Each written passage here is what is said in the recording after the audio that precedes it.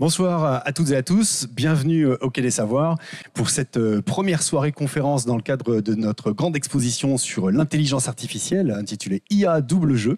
Alors ce soir on va s'interroger sur qu'est-ce qui nous reste à apprendre puisque finalement les machines savent tout, les machines sont capables de répondre à tout. En tous les cas c'est l'impression qu'on a quand on est en contact avec toutes ces machines qui ont des noms spécifiques comme ChatGPT par exemple et d'autres.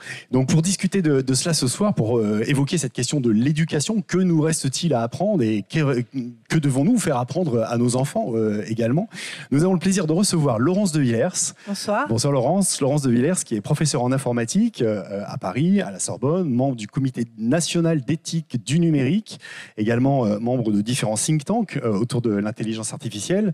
Et Laurence de Villers développe une réflexion très intéressante et très approfondie sur ces enjeux éducatifs de l'intelligence artificielle, tout en sachant parfaitement ce qu'est l'intelligence artificielle, puisque tu es aussi enseignante-chercheur dans le domaine.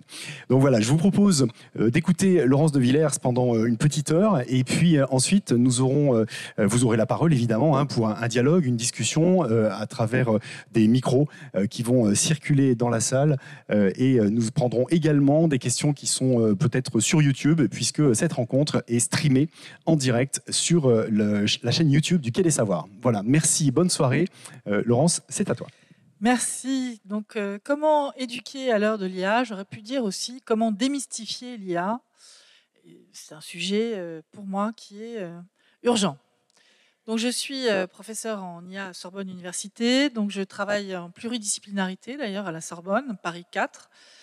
J'ai une chaire qui s'appelle Human-Machine Affective Interaction, c'est-à-dire les interactions humain-machine avec des outils qui détectent les émotions, qui en tout cas ont un trait avec l'affect. Et je fais ça au CNRS, à Saclay, dans un laboratoire qui est le LISN, qui s'appelle maintenant, il a changé de nom, il s'appelait l'IMSI au début, j'ai vu indiquer ce nom tout à l'heure, mais maintenant il s'appelle LISN, c'est-à-dire Laboratoire interdisciplinaire des sciences du numérique. C'est un laboratoire mixte, CNRS, INRIA, université. Donc je suis aussi dans des comités, le comité national pilote d'éthique du numérique, mais pas que, puisqu'on m'a demandé aussi de participer à la réglementation, aux normes, en fait, non pas de faire des lois, je ne suis pas juriste, mais de travailler de concert avec des industriels pour travailler sur les standards et les normes qui sont en train d'être faites alignées donc sur la loi sur l'IA. Je pourrais en parler un petit peu, si vous voulez, à la fin. Donc, c'est l'AFNOR en France qui s'occupe de cela. Sur l'Europe, c'est le CEN-CENELEC. Et on travaille aussi avec, évidemment, en allant chercher des lois qui sont faites sur l'ISO. Et l'ISO vient chercher aussi des idées chez nous sur l'Europe, cette réflexion qu'on mène en Europe. D'ailleurs, on la mène en Europe, mais on la mène aussi avec les grands groupes américains et les groupes chinois. Donc j'ai une équipe de recherche au CNRS. J'ai écrit aussi des livres à large audience, plus faciles à lire pour les adolescents d'ailleurs. Des robots et des hommes, mythes, fantasmes et réalités. J'ai écrit ça parce que j'entendais beaucoup d'experts, non-experts en IA, parler de l'IA et que ça m'a un petit peu énervé. Donc j'ai décidé d'écrire des livres aussi. Voilà. Bon, je ne dirais pas qui m'a beaucoup énervé pour que j'écrive mon premier livre, mais c'est arrivé comme ça. Et puis ensuite, j'en ai écrit un autre qui s'appelle Les robots émotionnels. J'en ai 2 autres en écriture, mais comme je fais beaucoup de choses par ailleurs, ça avance lentement. Ceux qui font des livres tous les ans ou tous 2 par an, là, je pense qu'ils n'ont rien d'autre à faire, sans doute. C'est pas mon cas. Donc j'ai 5 étudiants en thèse, j'ai des cours à donner, des mémoires à surveiller, des projets dont je parlerai juste après. Et je suis aussi présidente de la Fondation Blaise Pascal. Alors j'ai écrit quelque chose autour de Blaise Pascal pour vous présenter un peu cette idée aussi qui est fortement ancrée dans ses travaux. C'est l'inventeur de la machine à calculer, de la pascaline. Et puis c'est quelqu'un qui dans les pensées disait il faut agir avec raison dans l'incertain. Et je pense que cette phrase-là, elle devrait résonner fortement aujourd'hui. 2 excès, exclure la raison ou n'admettre que la raison. Donc on a besoin de se retrouver non pas dans les fantasmes de « j'ai très peur de tout ça », ni c'est fantastique ce qui est en train d'être créé par les machines, et les machines pensent, sont conscientes. Moi je suis au milieu, là, en train de me dire, d'un côté il y a des risques, de l'autre des opportunités, mais c'est en rien magique. Donc on démystifie, on va essayer d'en parler le plus possible pour faire retomber le soufflet médiatique que certains vont attiser pour différentes raisons. Vendre des livres, vendre des objets numériques Et donc, vous allez trouver chez les grands de ce monde, OpenAI par exemple pour ChatGPT, sur leur site, la machine est super intelligente et demain, ils sont en train de créer quelque chose qui va dépasser largement l'intelligence humaine. Voilà, donc ça, c'est du marketing. La machine fait des choses intéressantes, mais on peut aussi rester dans un discours normal autour de ce qui est en train de se passer. Bon, donc j'essaierai de démystifier. L'intelligence artificielle, c'est avant tout de l'imitation à partir de nos données. Hein, certains disent, comme Luc Julia, l'intelligence artificielle, ça n'existe pas. C'est comme un marteau. Et moi, je ne dis pas que c'est un outil comme un marteau, parce que je ne sais pas qui tient le manche de l'outil. Vous voyez ? Donc, si c'est moi qui tenais le manche du marteau, je saurais à peu près quoi faire, quand, et prendre les risques qu'il faut ou pas. Là, c'est pas moi qui tiens le manche, c'est d'autres géants leaders qui vont pouvoir manipuler grâce à ces outils. Donc, c'est là qu'il faut comprendre les risques sous-jacents. Jusqu'où faire confiance à ces systèmes? Qu'est-ce que c'est que l'IA? Beaucoup de gens disent l'IA, mais l'IA, c'est un champ de recherche énorme, différents objectifs, et j'essaierai d'en montrer quelques-uns, au moins de parler de ce que c'est que l'IA prédictive, la reconnaissance des formes, qui est mon sujet de recherche depuis 30 ans, et l'IA générative, qu'on utilise aussi maintenant avec des étudiants qui sont en thèse. Bon, comment décider face à l'incertain? Quel sens, quel risque? Je pense que quand on sort dans la rue et qu'on veut traverser la rue, c'est incertain, on peut se faire écraser, donc on regarde à droite, à gauche, il y a des règles, il y a un code de la route. Et vous savez que ces machines aussi, il faut construire de plus en plus en fait des façons de bien les utiliser avec des réglementations. Donc il y a un sujet d'éthique évident, parce que la machine peut décider pour moi dans beaucoup de situations, et comment je vais, moi, garder la faculté de décider, eh bien, je vais la garder si je suis capable d'apprendre les concepts qui sont derrière ces machines. Alors, je ne dis pas qu'il faut que tout le monde puisse coder ces algorithmes, mais que les concepts fondateurs devraient être compris par tous et devraient être enseignés à l'école. Je terminerai ma présentation d'ailleurs par des petites vidéos qu'on fait à la Fondation Blaise Pascal, que je fais avec des étudiants, grâce à des fonds que donne par exemple la Maïf Éducation ou Alstom ou d'autres, et pour essayer de faire comprendre aux enfants en CM1, CM2, qu'est-ce que c'est que l'usage du téléphone, pourquoi le jeu m'attire, qu'est-ce que c'est que la prise de mon attention à travers les écrans, dont on parlait de tout ça, mais ce qui est important, c'est d'en parler aux jeunes et de leur expliquer qu'est-ce qu'il y a derrière. Et ça, c'est assez fascinant de voir qu'ils sont très bien, ils sont très intéressés d'abord, et puis par là même, en poussant cette idée de parler aux enfants assez jeunes en primaire, avant même qu'on leur montre un programme ou quoi que ce soit, on démystifie, ils ont déjà tous ces objets dans les mains, et on forme aussi en même temps les professeurs qui ont besoin aussi d'apprendre. Alors c'est cette idée d'embarquer les enfants, leurs parents, les professeurs dans une meilleure compréhension de ce que sont ces outils qui vont arriver, qui sont déjà autour de nous un peu partout, très invisibles, qui vont être de plus en plus présents, qui vont être présents dans le travail pour certaines tâches, donc qui vont remplacer le travail que faisaient certaines personnes, pas complètement, surtout sur des tâches, mais il faut appréhender ça, non pas en ayant peur, mais en comprenant qu'est-ce qu'on peut en retirer de bénéfices. Donc, qu'est-ce que je fais en ce moment? J'ai des projets autour du nudge digital, c'est-à-dire la manipulation à travers ces machines qui détectent nos émotions, puisque mon travail depuis les années 2000 à peu près, c'est de travailler sur l'affective computing. Qu'est-ce que c'est que l'affective computing? C'est l'informatique émotionnelle. C'est 3 grandes technologies qu'on essaie de développer. Détecter les émotions des humains à travers leur comportement, c'est pas du tout ce qui est caché, puisqu'évidemment vos émotions vos sentiments sont internes. Ce que je peux lire juste avec une machine, c'est le visage, la posture, un certain nombre d'indices, voyez, mais qui m'apprennent finalement si vous laissez apparaître. Alors de temps en temps, il y a des situations où on fait exprès de faire apparaître ce que l'on ressent. D'autres situations, on va cacher ce que l'on ressent. Et donc, suivant les contextes, en tout cas, c'est vrai que ces émotions sont complexes. Donc, je les traite comme étant complexes et j'ai des travaux là-dessus qui sont aussi pour prévenir de ne pas utiliser partout ces différentes technologies sans avoir compris l'incidence de prendre en compte le contexte, puisque en fait, avoir peur pour quelqu'un qui est à ses pieds, qui vient de s'écrouler, ou avoir peur de perdre de l'argent dans une banque ou dans autre chose, ce n'est pas la même peur. Et on a besoin de comprendre plus ces différentes manifestations d'affect que l'on peut avoir. Et on est rarement sur une seule émotion. Je ne sais pas comment. Vous levez le matin, vous êtes par exemple de mauvaise humeur, et fondamentalement, vous avez cette mauvaise humeur qui vient d'une autre raison. Et puis, il vous arrive quelque chose dans la journée qui vous fait rire. Et puis, souvent, il va y avoir une superposition en fait d'une humeur positive et négative.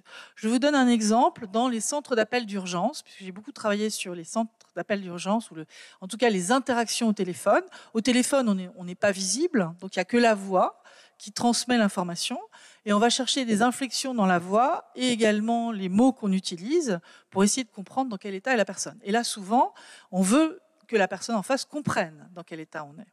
D'accord ?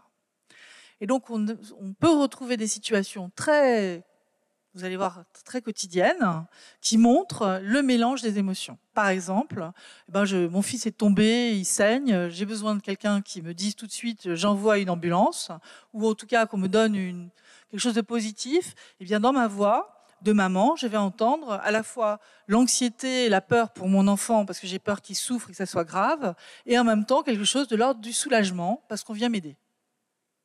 Et les deux, en même temps, dans la phrase.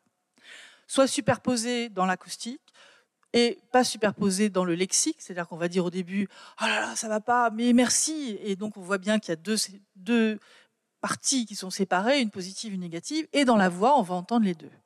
Okay ?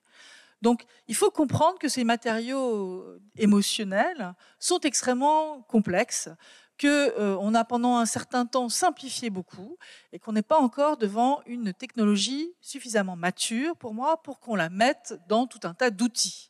Et pourtant, là, le marketing fait aussi beaucoup montre aussi beaucoup d'intérêt pour ces sujets. Pourquoi ? Parce que le paradoxe, c'est que si je veux mettre des robots autour de moi pour m'aider, et il y a des cas pour lesquels c'est utile, eh bien, c'est bien aussi de comprendre dans quel état est la personne. Donc, je vais parler pour ça des robots assistants, compagnons pour des personnes âgées. Je n'ai pas dit qu'il fallait faire ça tout de suite, mais c'est un sujet de recherche sur lequel je travaille maintenant avec un nouveau robot qui s'appelle Blue Frog, là, qui est le petit Buddy de chez Blue Frog, qui est le petit Buddy, qui veut dire compagnon. Il n'a pas de bras, donc il ne peut pas ramasser des objets et nous aider. En quoi il peut être utile ? Il est capable d'entendre les inflexions de la voix s'il y a des problèmes de gens isolés, de dépression ou de colère ou un besoin d'appeler à l'aide.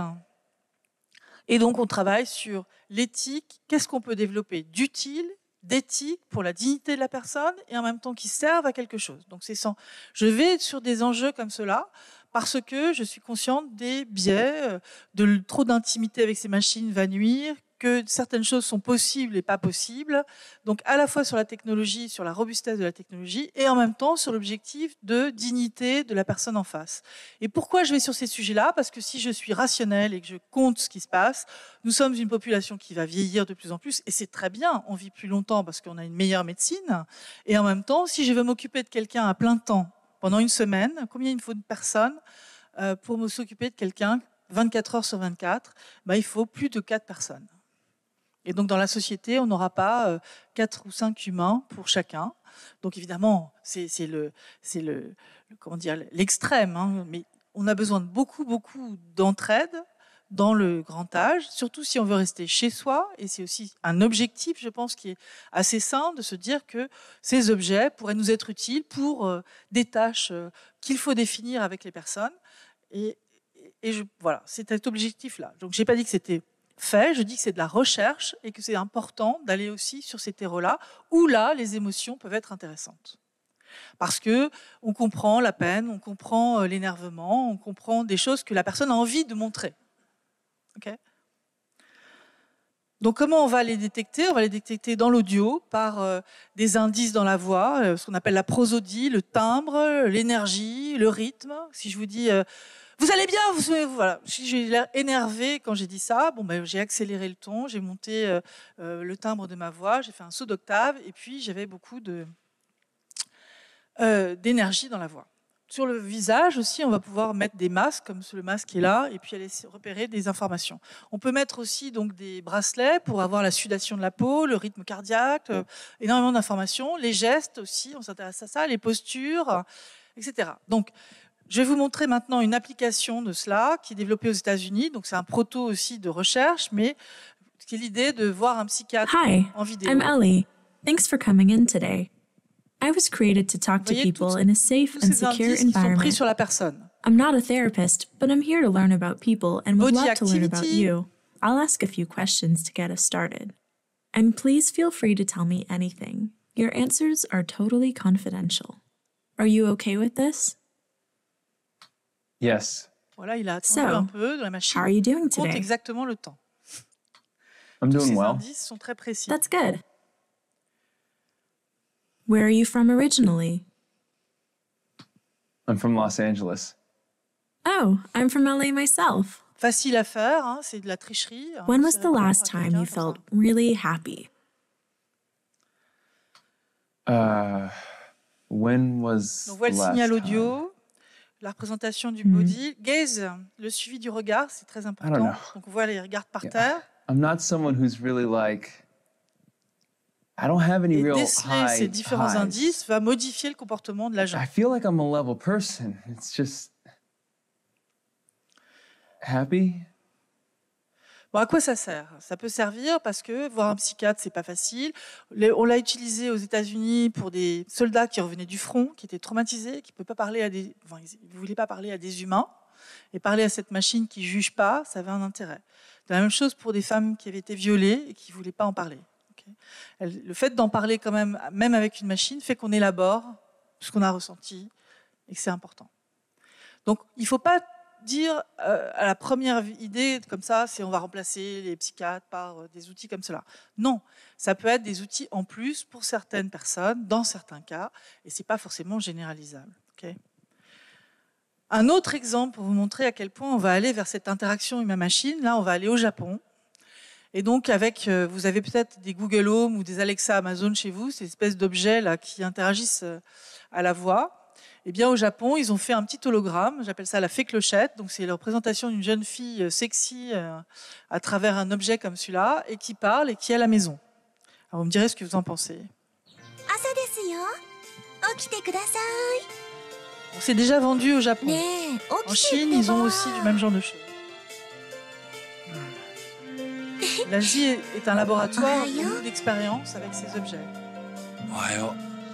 今日雨が降るかもしれないから傘持って行って急がないと遅刻しちゃうよ行ってきます。いってらっしゃい気をつけてね Bon, il y a un Tamagotchi pour adultes, hein, si vous voulez. Si vous vous rappelez des Tamagotchi.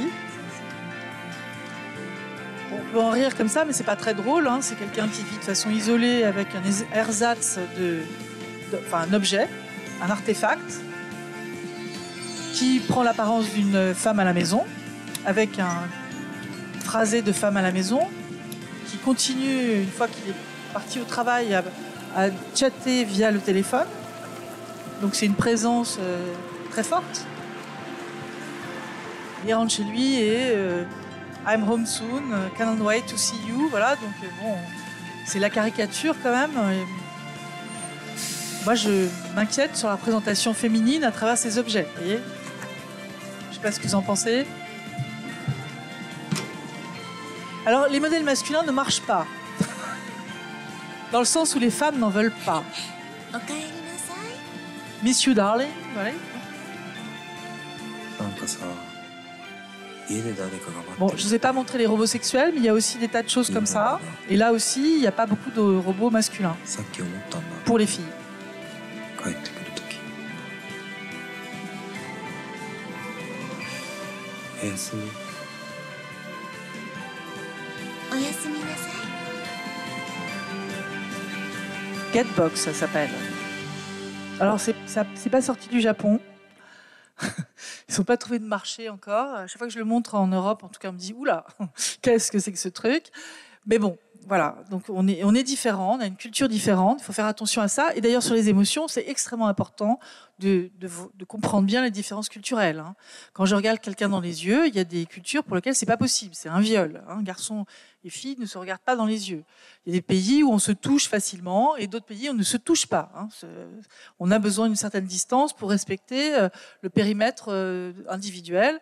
Donc, il y a des mots qui n'existent pas. Il y a des peuplades africaines, par exemple, qui n'ont pas de mots pour différencier colère et peur, des émotions négatives ne sont pas les mêmes. Le langage est dépendant de là où on vit, n'est-ce pas ?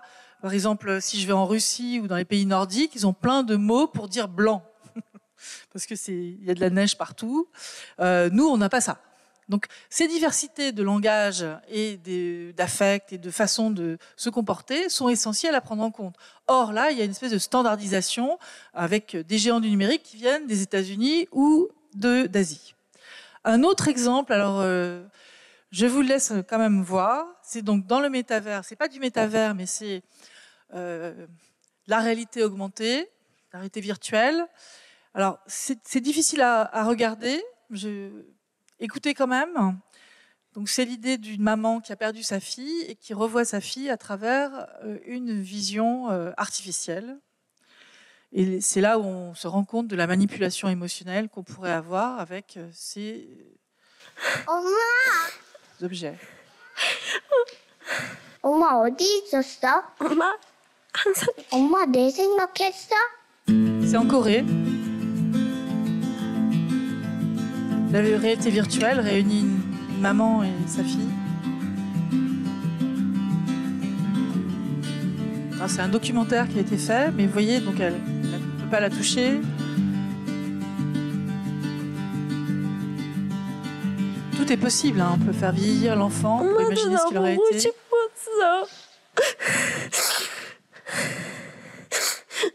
나연이 잘 있었어?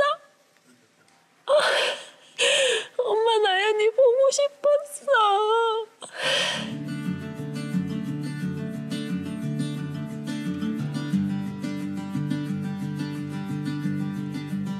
Bon, donc il faut comprendre que des deadbots, par exemple, c'est des applications qu'on commence à voir.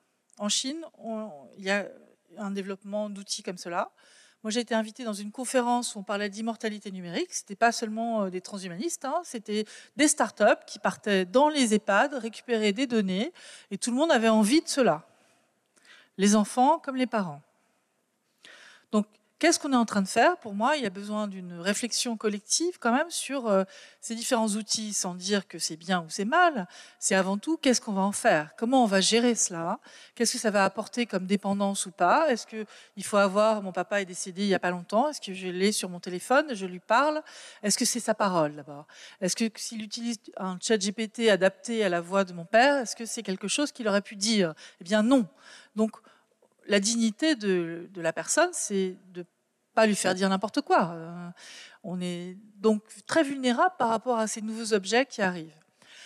Au Japon, ils ont fait des études sur la robotique en projetant le visage du défunt sur un robot et en le faisant redire des paroles qu'il avait dites. Donc, c'est pas donc on respecte là la dignité de la personne et c'est sur un temps particulier. Donc, c'est un rituel qui est proposé au Japon avec des outils comme cela, mais dans un cadre. Donc c'est 49 jours, 44 jours, j'ai un trou de mémoire sur le nombre de jours exact d'un rituel de deuil, mais c'est donc encadré par une forme d'accord sociétal, quoi. Voilà. Et donc c'est important, si on veut, nous, utiliser ces objets, de réfléchir à ce qu'on veut en faire. Est-ce que on va, je sais pas, est-ce que vous connaissez le prénom de vos arrière-grands-parents ? Oui ? Non ? Arrière-arrière ? Non. Vous voyez, donc c'est génial quand même des machines comme ça. On pourrait se souvenir de toute la lignée. Hein, donc retourner dans le passé, c'est pas forcément retourner dans le passé, mais on pourrait avoir cette trace de mémoire. En fait, on oublie. Donc il ne faut pas tout jeter. Il faut se demander comment on pourrait vivre mieux en ayant peut-être une mémoire plus digne des ancêtres qui étaient les nôtres. Il y a des champs de recherche, il y a des champs de compréhension, de philosophie. Voilà. Donc il ne faut pas dire de premier abord non. Mais on a besoin d'une réflexion collective et puis pas de se lancer directement avec des outils qu'on ne maîtrise pas, avec juste un appât de gain. Voilà, c'est ce qui se passe en ce moment. Donc c'est important aussi de penser à ces principes, ces valeurs éthiques. Alors classiquement, on parle de vie privée, consentement, transparence, responsabilité, dignité, justice. Mais là, devant un environnement comme celui-là, vous voyez la manipulation émotionnelle possible. Donc, bon, c'est un cas très particulier, mais dans un métavers où mon corps va être totalement dans l'immersion, en tout cas je me verrai moi dans un monde parallèle, je vais avoir du mal à gérer mes émotions, je vais les vivre complètement, quoi, sans maîtriser vraiment ce qui va se passer. Donc c'est à la fois génial, il y a peut-être de la créativité, de l'inventivité à avoir, en même temps il me semble qu'il est normal de réglementer, de normaliser ce qui va se passer. Voilà, notre relation avec ces objets numériques. Et puis qu'est-ce qu'on va faire entre, les Chinois le posent très bien en disant la réalité et la réalité dans la RV. En fait, on vit en continu, hein, c'est la même réalité.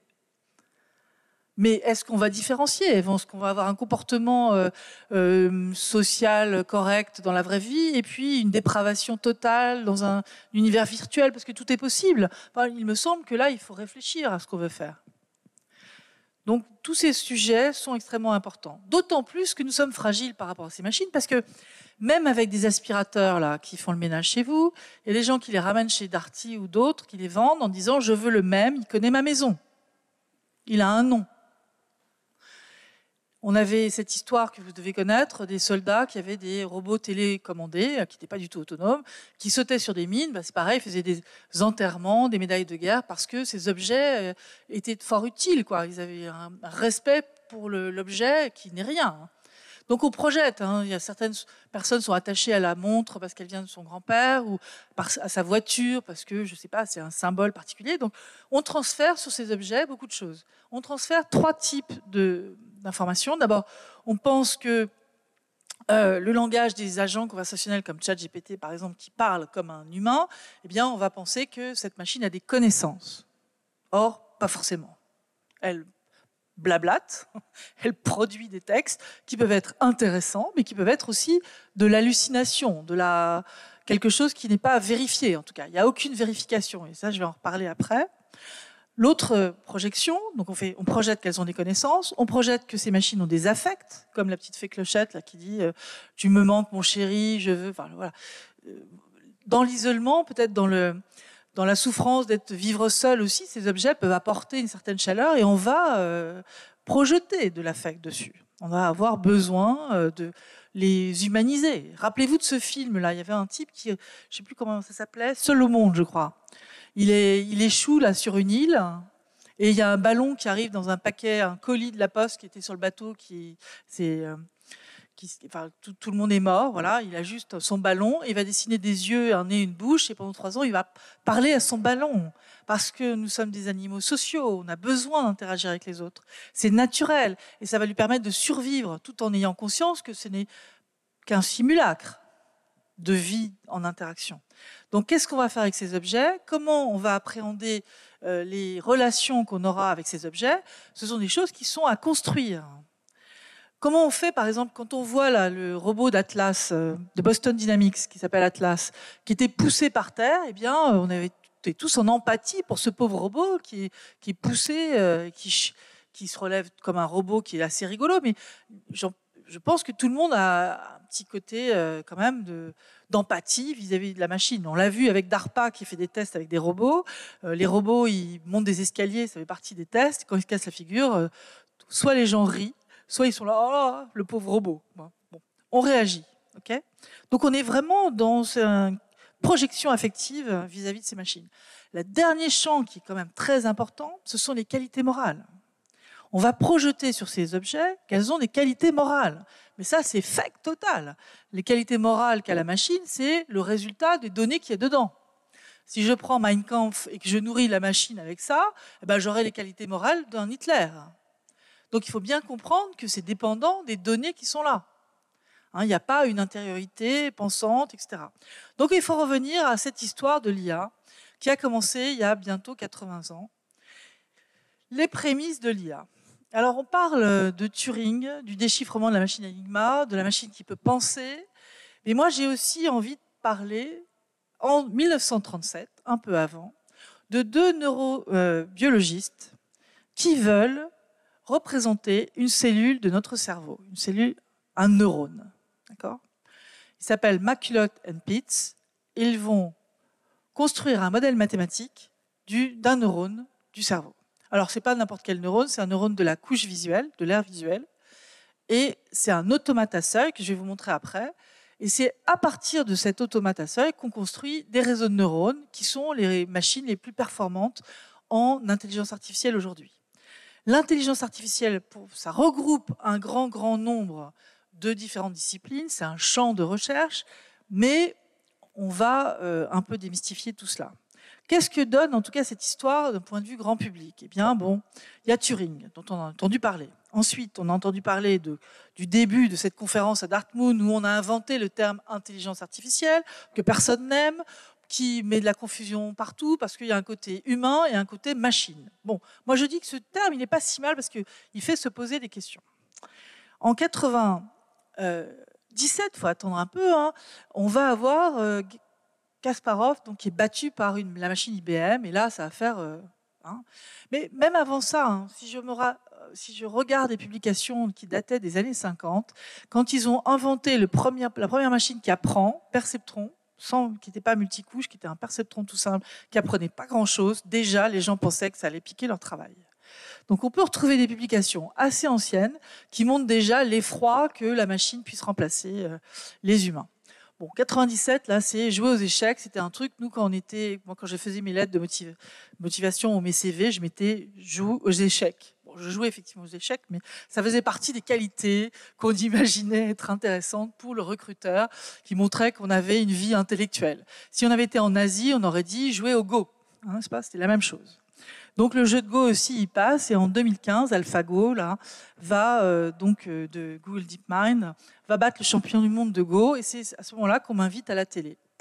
Avec 3 chercheurs de Saclay, on est sur un plateau, on ne sait pas encore qui va gagner, et on nous demande qui va gagner, l'homme ou la machine. Alors on dit tous les 3, la machine. Parce que la machine, elle développe tous les possibles beaucoup plus vite que l'humain peut le faire et avec une profondeur que l'humain ne peut pas avoir. Voilà, bon, on avait raison. Et je crois que ça a vraiment impacté, parce que depuis 2018, moi je parle partout d'intelligence artificielle en essayant de ramener à quelque chose d'assez rationnel ce qu'on est en train de vivre. Et je crois qu'on a tous finalement compris mieux ce que c'était à partir de 2022 où on voit arriver ChatGPT et là il y a une envolée lyrique de gens qui disent c'est formidable, c'est incroyable, ça fait peur. Voilà. On est dans les 2 extrêmes, mais c'est vrai que ce sont des machines qui sont bluffantes. Alors je vais essayer de démystifier cette machine aussi.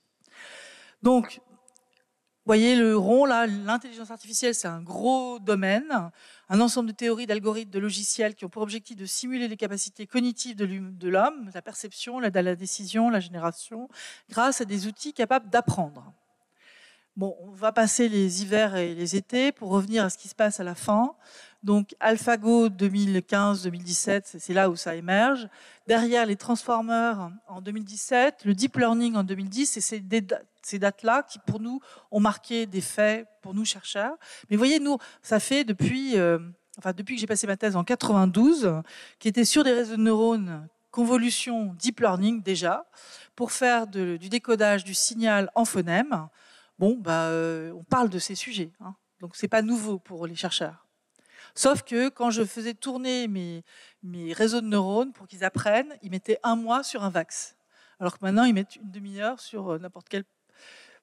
Bon, pas n'importe lequel, mais sur une machine avec un peu de processeur qui parallélise les calculs.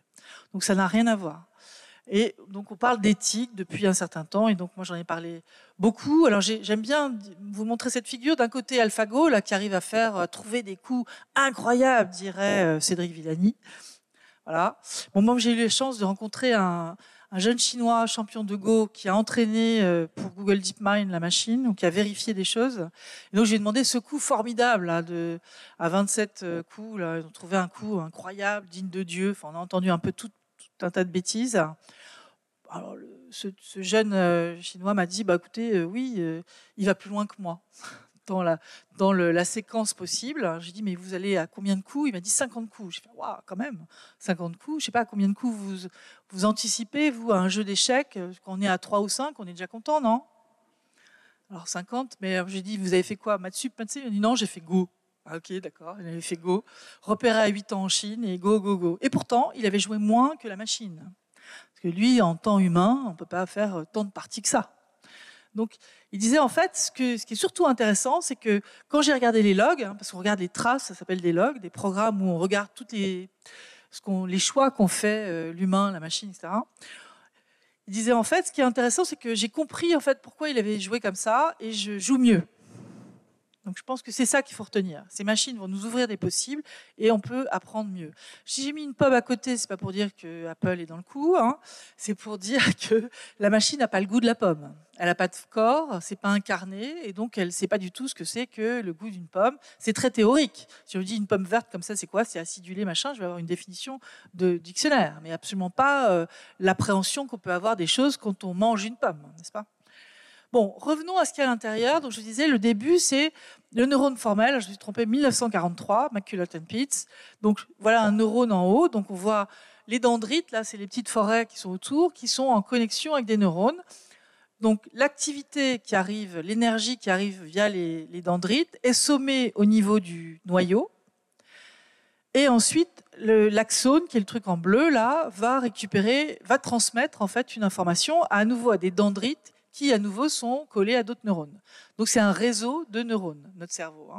Et donc là, on peut le simuler. Donc, on voit en dessous l'automate à seuil, qui représente, en fait, les influx par les X. Alors, les W qu'on voit, ce sont les poids d'apprentissage. Alors, c'est ça qu'il faut que j'explique dans le schéma qui suit. Le schéma à droite, c'est un perceptron multicouche.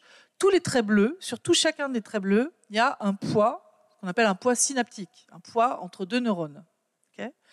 Ces poids, au début de l'apprentissage, sont tirés au hasard avec des petites valeurs. Et au fur et à mesure de l'apprentissage, c'est-à-dire de la présentation d'un visage ici qui est encodé sous forme d'un vecteur, et je vais propager l'activité en suivant cette fonction de mathématiques, je projette l'activité sur toutes les couches pour arriver à la couche de sortie. La couche de sortie me donne un vecteur, par exemple la 4 cases qui pourrait correspondre à 4 personnes qui ont des photos différentes, et j'essaie de savoir quel est le nom de la personne à partir de sa photo. Donc j'apprends à la machine à différencier les personnes. Donc je vais essayer de lui apprendre à partir d'un grand jeu de données de photos de 4 personnes. Et à la fin, je trouverai une autre photo d'une des 4 personnes. Je lui demanderai à la machine, alors, qui est sur cette photo? Et elle devrait me prédire le bon nom, si j'ai bien fait mon boulot de nourrir la machine avec les bonnes données. D'accord ? Et donc, en fait, ce qui se passe, c'est que quand je projette l'activité sur la première couche et successivement sur les différentes couches, j'arrive à la fin avec un certain vecteur et je vais le comparer avec ce qu'on appelle la sortie désirée, c'est-à-dire, en fait, pour chacune des 4 classes, ça va être un vecteur différent. Par exemple, pour la première classe, ça sera 1 suivi de 3 zéros. La deuxième, ça sera 0, 1 suivi de 2 zéros. 0, 0, 1, 0, etc. 0, 0, 0, 1. D'accord ? J'ai 4 vecteurs différents qui représentent mes classes. Donc, vous voyez, c'est très abstrait. Ce qui est intéressant avec cette machine, c'est que c'est très générique.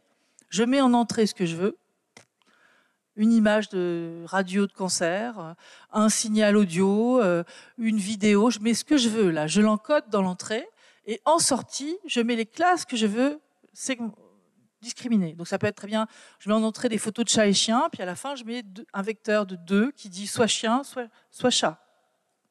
Et j'apprends, ça c'est un chat, ça c'est un chien, ça c'est un chat, c'est un chat. Hop, je sors une nouvelle image, je le présente à la machine qui va me dire, ah bah c'est plutôt un chien, c'est plutôt un chat. Pourquoi ? Parce que c'est difficile de représenter ce que c'est qu'un chien ou un chat. Là, ce qui est intéressant, c'est que je le fais à partir de beaucoup d'exemples correspondant à une grande variabilité d'images, par exemple du chat et du chien. Okay ? Donc, la machine voit très différemment de nous. Elle va regarder pixel par pixel. Par exemple, il y avait pendant longtemps l'idée que pour retrouver, vous montriez, je sais pas moi, une photo de neige, un système qui avait appris à différencier des loups de rennes, eh bien, il allait vous dire, pas de rennes, de chiens, il allait vous dire, là, c'est un loup. Il suffisait qu'il y ait le fond blanc. Parce qu'en fait, il ne détourne pas l'animal. Il apprend tout. Il apprend l'image. Donc on voit qu'il y a plein de biais dans toutes ces façons d'utiliser ces outils et de plus en plus on affine ces propos. Mais en tout cas, les biais, c'est la façon dont on va choisir nos données. Pendant un moment, il y avait des biais de race, par exemple, parce que Google avait des espèces d'outils qui détectaient la couleur de la peau et qui, à partir de là, allaient se mettre en route et ils n'étaient pas faits pour des peaux de couleur sombre. Donc là, c'est un vrai biais. On voit des biais de genre dans d'autres tâches. Donc c'est important de comprendre cela. Donc on fait ça avec la descente de gradient. Donc le vrai sujet, ça a été le perceptron multicouche et l'algorithme de rétropropagation du gradient, backpropagation, qui date de 86. C'est vraiment là où ça a commencé à partir. C'est-à-dire c'est à partir de là qu'on a eu des publications très intéressantes sur des reconnaissances de chiffres manuscrits. Par exemple, Yann Lequin, la première application qu'il a fait avec le même genre de système que celui que j'utilisais moi pour l'audio, lui, il l'utilisait pour décoder les codes barres pour la poste aux États-Unis, avec un meilleur taux que les humains. D'accord ? Donc Bell Labs, qui était l'employeur de Yann Lequin à l'époque, en 98, a directement utilisé l'outil pour décoder les codes postaux sur les lettres aux États-Unis. Okay ? Donc ça va très vite en fait. L'IA prédictive, donc cette IA qui permet de discriminer entre les formes, n'apprend pas les formes, elle apprend les différences entre les formes. Ça, c'est très important. Quand je fais de la reconnaissance de chiffres, elle va apprendre les différences entre 0, 1, 2, 3, et pas du tout de générer des 0, des 1 ou des 2 ou des 3. Ça, c'est l'IA générative. C'est une autre sorte de modélisation. Et donc ça, on peut faire plein de choses, identifier des tendances, élaborer, détecter des risques pour des fraudes assurantielles. Là, en santé, c'est utilisé, pour l'agriculture, la cybersécurité, il y a beaucoup de choses. Et donc, maintenant, les IA génératives, qu'est-ce que c'est ? C'est arrivé en 2017. Il y avait un ancêtre de ça qu'on appelait les réseaux adversariaux, qui était cette idée aussi. Ce qui est intéressant là, c'est que c'est un apprentissage qui n'est pas supervisé. Celui qu'on a vu tout à l'heure était supervisé. C'est-à-dire que c'est moi qui donnais la notation de la fin. Je disais, c'est un chat, c'est un chien, voilà ce qu'il y a en sortie. Donc j'étais obligée d'annoter toutes mes photos en disant, voilà ce qu'il y a dedans, voilà ce que je veux apprendre dans la machine. Alors que là, c'est auto-apprenant.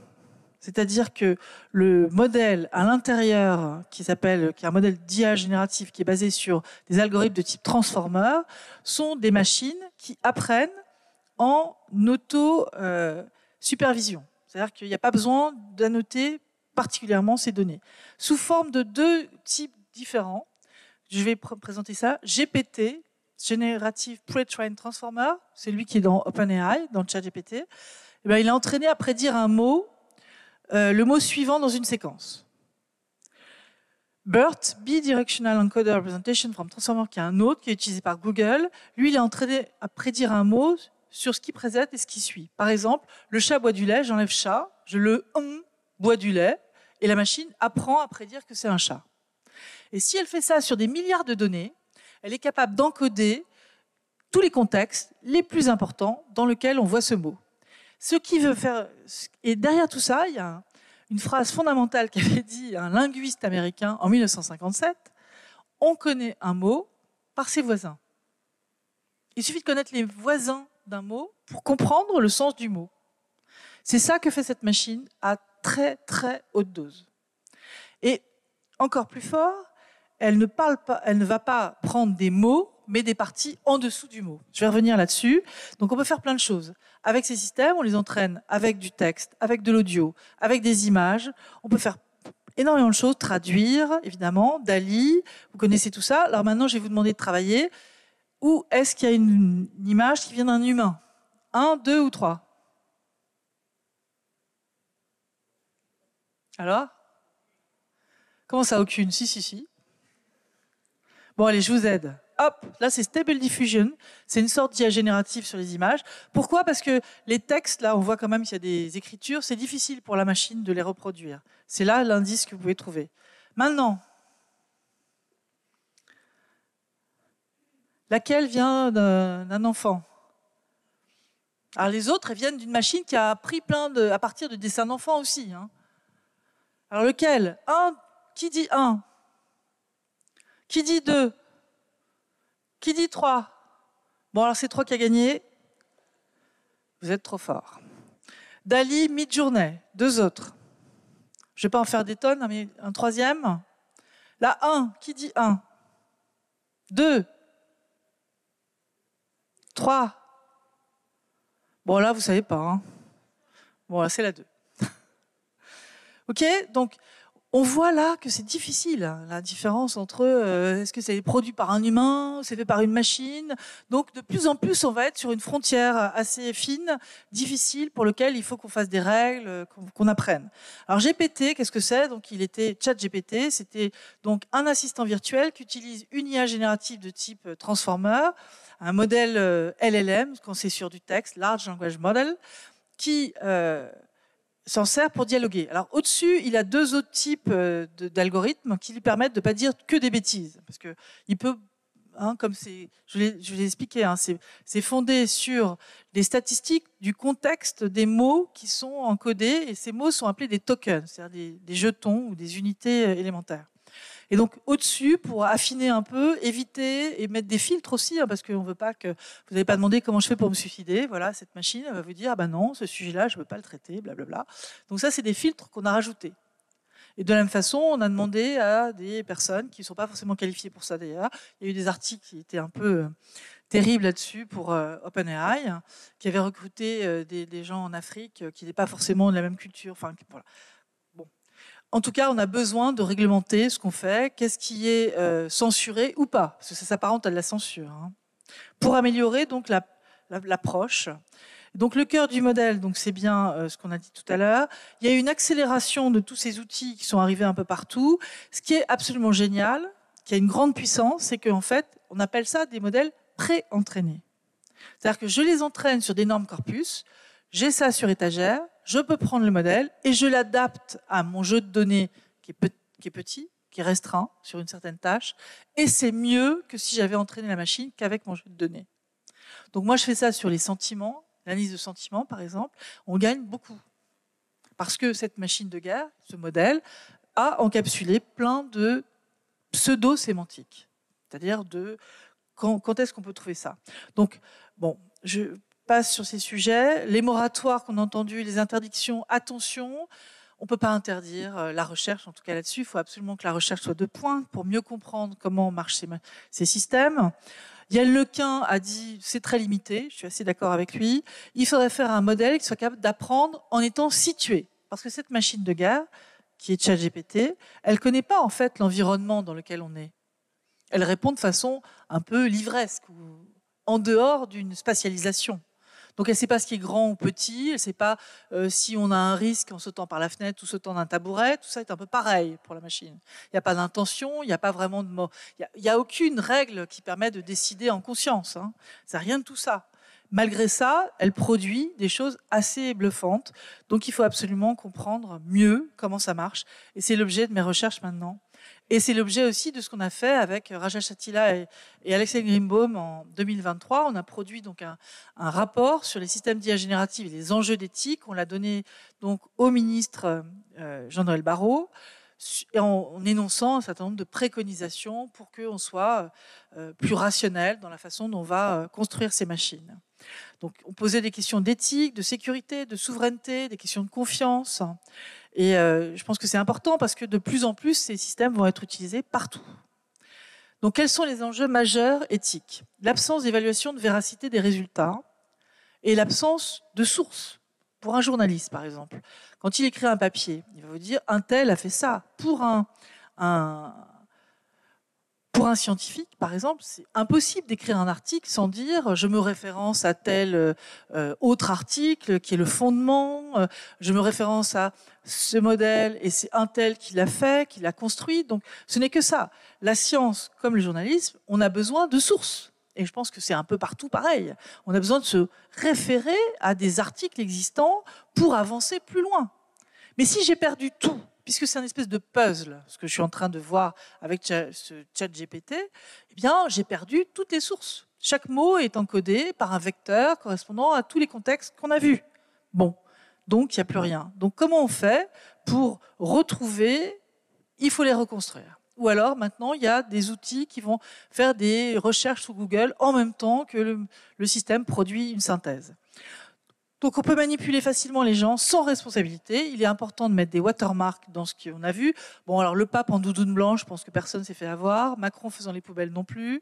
Mais ça peut être plus tendancieux que cela. On peut avoir des images, des deepfakes, où on a l'impression que c'est vraiment une image réelle, alors que c'est complètement faux. On peut faire parler, le général de Gaulle, on a reconstruit son discours, qui était quelque chose de très intéressant, avec la voix du général de Gaulle, mais on pourrait faire parler n'importe qui, de n'importe quoi, et on voit bien les problèmes de cybersécurité autour de ça. Donc la vitesse de transformation sociale et économique, ça va très vite, ce qu'on fait en technologie, et les lois sont beaucoup plus lentes. C'est pour ça qu'il faut les faire en même temps, et pas attendre pour réfléchir aux conséquences. Le multilinguisme est important. Tous les objets que vous avez autour de vous, pour l'instant, ont majoritairement une dominante en anglais. Or, les premiers systèmes, GPT 3.5, on lui demandait quel est le jour de la fête nationale. À votre avis, c'était quoi? Le 4 juillet. Donc, il faut faire attention à la... Alors, c'est plus le cas, ça a changé. GPT-4 est mieux, mais il y a quand même des influences. Vous demandez à Dali s'il génère des images de quelqu'un qui vient de recevoir un diplôme et vous faire quelqu'un avec un petit chapeau à l'anglo-saxonne. D'accord ? Donc, nous n'avons pas les mêmes cultures, nous n'avons pas les mêmes opinions, et donc il faut faire attention à cela aussi. C'est-à-dire qu'il y a des sujets pour lesquels on peut faire du multilinguisme et mélanger les langues. Et d'ailleurs, c'est plus intéressant pour les langues peu dotées, parce qu'on peut quand même avoir un résultat intéressant. Donc, il y a une structure de langage qui est un peu la même, mais il faut faire attention.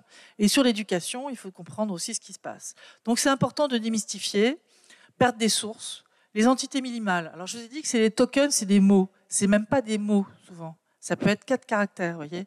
Donc, il n'y a plus de linguiste dans l'affaire. Si on n'a plus de mots, c'est même pas des préfixes ou des suffixes. Ça n'a rien à voir avec des entités en linguistique. Ce sont des suites de caractères les plus fréquents. La tokenisation, donc, nous change totalement la structure du langage. Et pour autant, ça peut produire des textes qui sont parfaits. Une syntaxe parfaite, une orthographe meilleure que beaucoup d'entre nous, etc. Donc c'est là, il faut bien comprendre la manipulation qu'il y a derrière. On avait un projet qui s'appelait Bloom, qui était extrêmement intéressant, dont peu en parlait, avant que ChatGPT arrive. Donc en France, en Europe, il y avait une collaboration entre tous les chercheurs, avec Jean Zay, qui est le grand calculateur qui est à Saclay, qui permettait de regarder ce qui se passait avec 176 milliards de paramètres, 59 langues, en open access, donc la science ouverte, pour essayer de comprendre comment ça marche. Il faut bien comprendre ça. Chomsky, qui est un linguiste, dit quelque chose de très vrai. La machine est incapable de distinguer le possible de l'impossible. Donc on est vraiment vers... Alors c'est ça, John Rupert Fierce, c'est le linguiste dont j'ai parlé. You shall know a word by the company it keeps. C'est bien, je connais un mot grâce à ses voisins. Vous voyez ? Donc tout ça est fondé sur des propos très simples, mais la fulgurance vient du nombre de données qu'on utilise. Et donc, ces enjeux sont monstrueux. Parce qu'à l'heure actuelle, la taille des modèles est tellement énorme qu'on peut avoir donc c'est la prédominance de l'anglais. Voilà, Bloom, c'est ça que j'allais chercher. Bloom, voilà la répartition. Donc, il y a du code, du vietnamien. Voilà, c'est assez mélangé. Et ça permettait de regarder d'autres choses. Parce que en américain, chez ChatGPT, c'est 80% d'anglais. Bon, alors la machine, quand elle ne trouve pas, parce qu'il y a des fois où elle ne trouve pas le bon mot qui existe, parce que ça n'existe pas dans un des corpus qu'elle a, donc elle va inventer des choses. Donc elle peut halluciner. Halluciner, ça veut dire que pour nous, ça correspond à des erreurs. Donc elle va dire des choses qui ne sont pas cohérentes. Donc, par exemple, là, dans l'exemple qui est un peu partout, on a des erreurs de succession de phrases. Elle peut dire l'inverse de ce qu'elle a dit avant. La logique étant pas forcément simple pour cette machine. Il faut comprendre aussi que la deuxième chose, c'est qu'il y a un historique que garde la machine. Donc, quand vous posez une question, elle va garder en mémoire la réponse que donne la machine et les mots peut-être les plus fréquents, qu'elle va rajouter à la question que vous posez ensuite. Donc, elle enrichit votre question de tout un historique qu'elle a obtenu la fois d'avant. Voyez ? Donc il y a des tas de trucs comme ça qui seraient quand même assez bien de comprendre. Donc la notion d'émergence, c'est le contraire, c'est de dire la machine réagit de façon humaine. Voilà, il y a des tas de gens qui vont vous dire mais c'est incroyable ce qu'elle peut me répondre. Et donc ce sont des émergences et il faut vraiment les observer, raisonner à partir de cela et comprendre qu'est-ce que sont ces nouveaux comportements. Il y en aura de plus en plus, plus on va utiliser ces systèmes. Donc il y a des filtres sociaux, comme j'ai dit tout à l'heure, qui sont pas neutres. De toute façon, ces machines ne sont absolument pas neutres. Donc il faut se poser des questions vraiment sur leur utilisation, apprendre dans tous les métiers. On aura de plus en plus des outils comme cela. Ils sont fulgurants et extrêmement intéressants pour la recherche médicale, pour beaucoup de choses, d'optimisation, de ressources, pour énormément de sujets. Ça va être extrêmement intéressant. Mais il ne faut pas se faire avoir. Donc il faut démystifier ça le plus vite possible à l'école pour comprendre qu'on est tous vulnérables. C'est un déploiement de masse. Il y a des biais cognitifs partout dans notre cas. C'est-à-dire qu'on n'aime pas les chiffres en général, tous. Donc dès que vous avez quelqu'un qui vous parle de 10 puissance 23 que multiplie, voilà, on est perdu. Laurent Alexandre est content. Il peut vous envoyer tout à fait dans les nuages avec tout un tas de chiffres monstrueux. Et là, on perd pied. Et donc on fait confiance à quelqu'un qui est capable de sortir justement des mathématiques. Et je pense qu'il faut faire attention. Donc, nos biais cognitifs, c'est des faux a priori, des biais d'ancrage, des biais émotionnels. On va faire comme son voisin, on fait comme les gens qui nous ressemblent. Et donc, tout ça fait que dans cette complexité qui existe en ce moment, on va aller vers des influenceurs qui pensent comme nous. On va donc prendre des décisions qui sont reliées à une simplification de la situation en suivant les gens en qui on a confiance et qui nous ressemblent. Système 1, système 2 de Kahneman, c'est-à-dire qu'on réfléchit. On prend du temps, si c'est cognitif, c'est système 2. Système 1, c'est intuitif. Et là, dans l'intuition, on suit ces biais, d'accord, pour réagir le plus vite possible. Donc, il faut absolument apprendre à utiliser ChatGPT. Un autre truc que je vous donne quand même sur ChatGPT, il y a un paramètre, un hyperparamètre qui s'appelle la température. Qui connaît la température? Non? Alors, on l'a vu dans Bing. Quand vous tapez Bing, qui s'appelle plus Bing maintenant, là, le truc de Microsoft qui embarque ChatGPT 4, il y a 3 boutons. Le premier étant, je veux une réponse précise. Le deuxième, créative et encore plus créatif. Qu'est-ce que c'est que cette température? C'est la variable suivante. Donc, j'ai dit tout à l'heure, on apprend un énorme modèle. Lorsque je mets mon prompt, je vais encoder avec des tokens toute la phrase que j'ai donnée. Et je vais chercher la suite. Je cherche à prédire la suite. C'est comme la complétion des mots, si vous voulez, en plus compliqué. Et en plus simple, pardon. Enfin, ChatGPT est plus compliqué, mais ça part du même concept. Et ce qui est intéressant, c'est que cette température, c'est le fait de prendre le mot le plus précis ou parmi les N mots possibles. Puisqu'en fait, j'ai toute un lattice, comme on dit, je peux avoir plusieurs possibles. Je fais des statistiques, je peux dire, celui-là, c'est sûrement le plus probable, ensuite un peu moins probable, etc. Donc, ce que me donne cette température, c'est le choix d'aller chercher soit le plus précis, soit parmi les 10% les plus précis, soit parmi les 20% les plus précis. Okay? Ce qui fait que dans ChatGPT, le premier que vous avez eu dans les mains, il y avait un facteur de température qui n'était pas de prendre le plus précis. Ce qui fait que vous posez une question, vous sortez de l'interface, vous reprenez l'interface, vous reposez la même question, il vous répond autre chose, comme ferait un être humain. Ça, c'est un truc d'aléatoire derrière. Okay? Donc, il y a plein de trucs comme ça dans cette machine. Donc, même si elle répond énormément à des tâches très intéressantes, il faut connaître à peu près ça. Il faut pouvoir maintenir les différences. Donc, ça, c'est important. Ces codes en filigrane qu'on voudrait avoir dans ces machines, qui sont compliqués à mettre à encoder. Dans l'audio, c'est plus simple que dans un texte. Et encore, dans un texte, on peut le faire puisque chacun des tokens est représenté par un vecteur. Mais c'est pas simple. Les principes éthiques, c'est des principes qu'il faudrait suivre quand on design ces machines. Donc, moi, j'ai beaucoup travaillé sur le design des systèmes by éthique. Bon, voilà. Les normes sur l'IA, c'est important de comprendre que l'AI Act n'est pas parfait, mais que c'est quand même une façon d'encadrer. Donc, il ne faudrait pas que ça soit un frein à notre innovation, mais le but du jeu, c'est surtout d'avoir des normes qui nous permettent d'encadrer cela et d'être alignés aux lois. Et les normes, en France, on n'a pas compris ce que c'était. Les standards et les normes, nos amis américains le comprennent très bien, les Asiatiques aussi, mais en Europe, il n'y a personne dans ces réunions, pas assez en tout cas, conscient de l'importance de faire des normes. Celui qui fait une norme, il gagne le terrain, surtout si tout le monde l'adopte derrière.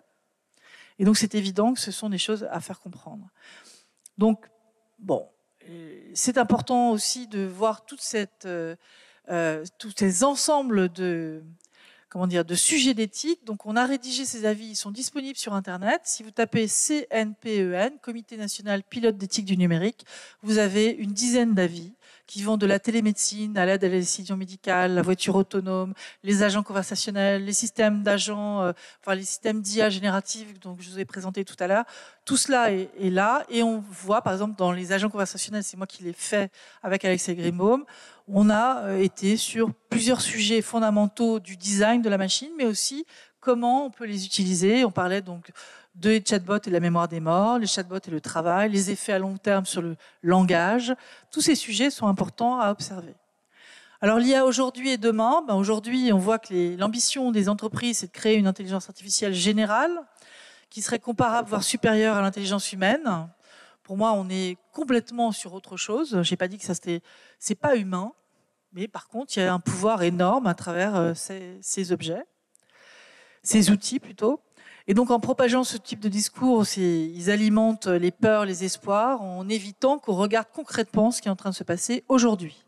Et donc, il ne faut pas avoir peur, mais par contre, il faut regarder vraiment ce qui est en train de se passer avec ces différents outils mis en œuvre. On ne peut pas prédire tout, hein, donc il faut vivre dans l'incertain. Je crois qu'il faut revoir Blaise Pascal et ses pensées.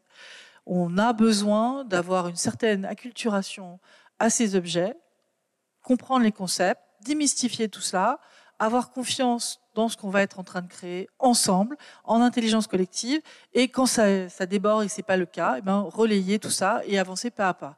Il faut absolument qu'on soit conscient que collectivement, on peut y arriver.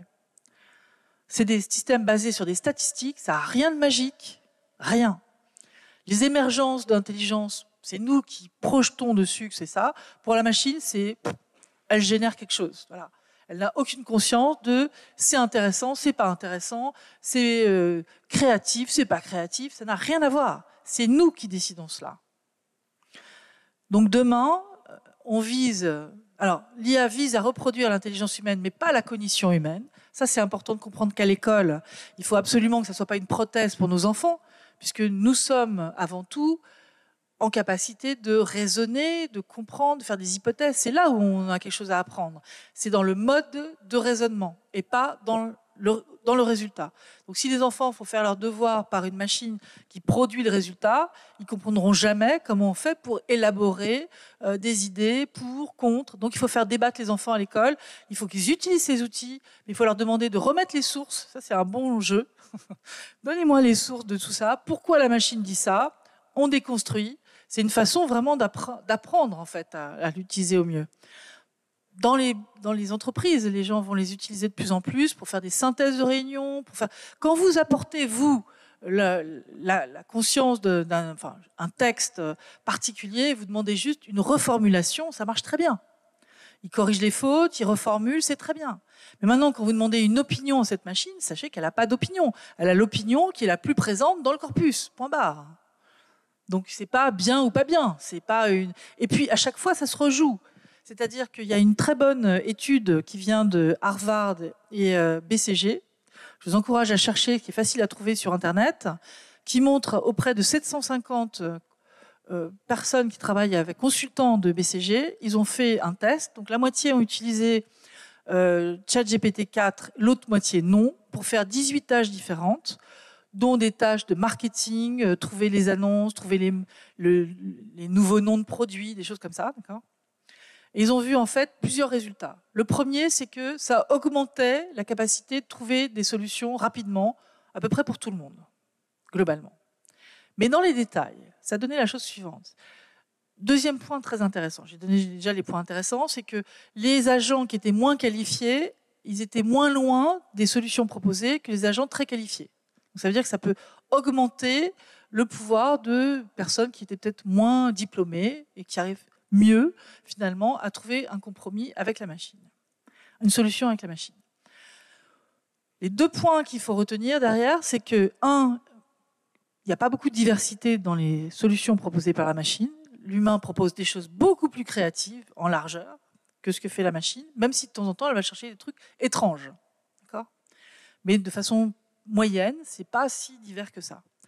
Et la deuxième chose, c'est que, comme il y avait plusieurs tâches à faire, 18 tâches, au début, les employés qui l'utilisaient étaient vigilants. C'est-à-dire qu'ils ont fait attention à tous les détails que donnait la machine en essayant de trouver si c'était juste ou pas juste. Okay ? Quand la machine répond bien eh bien, on s'habitue. Et à la fin, on lève tout à fait les barrières. Et donc, sur le long terme, c'est très compliqué.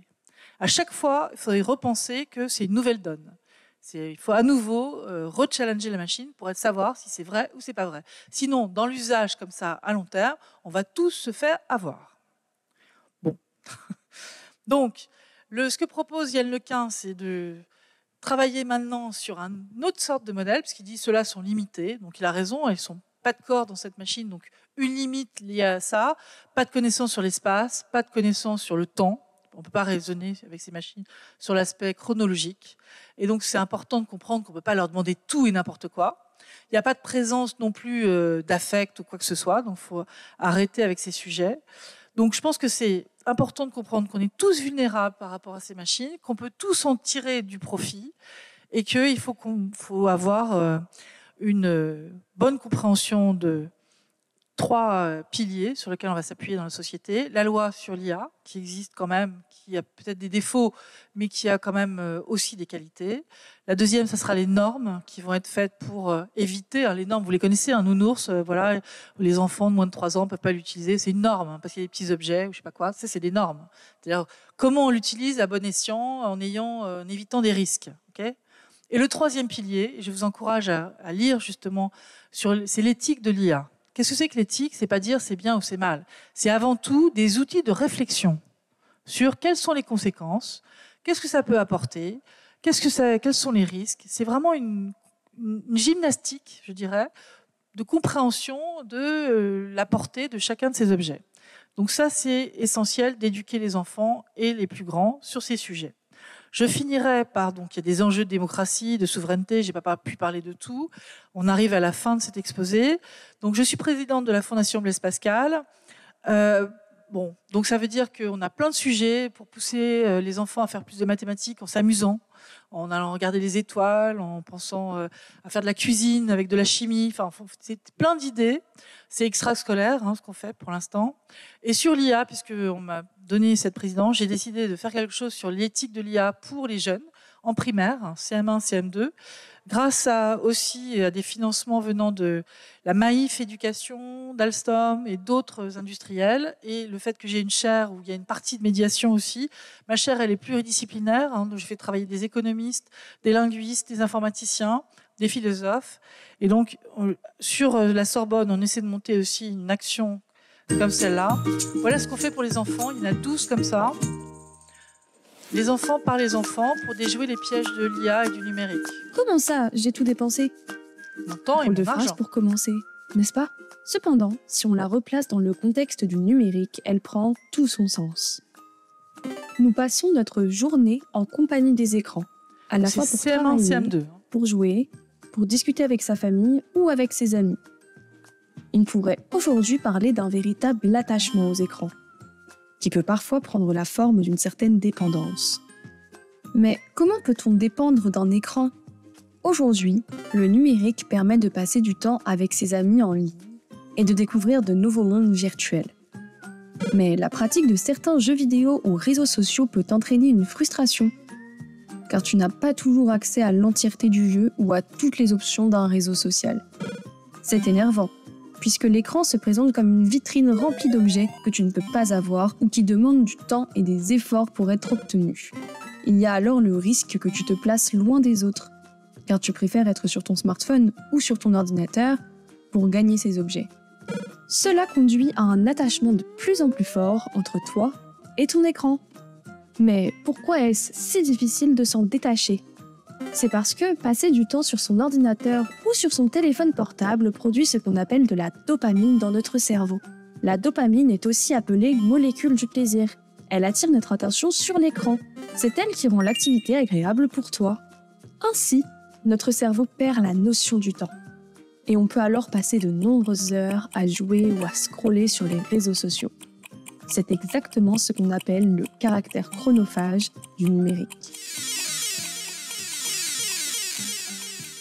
Aujourd'hui, de nombreuses marques utilisent la dopamine pour créer l'attachement aux écrans, afin que tu continues à t'intéresser à ce qu'elles te montrent sur l'écran. J'ai pas de smartphone, mais l'ordinateur, souvent, les mercredis Et les samedis, dimanches, j'y passe vers les 1h, 1h30. Souvent, je regarde mes séries sur Netflix. Oui, je joue pas mal à la Switch. Je joue à des jeux vidéo. J'ai plein d'amis qui jouent aussi à Fortnite et on peut jouer ensemble.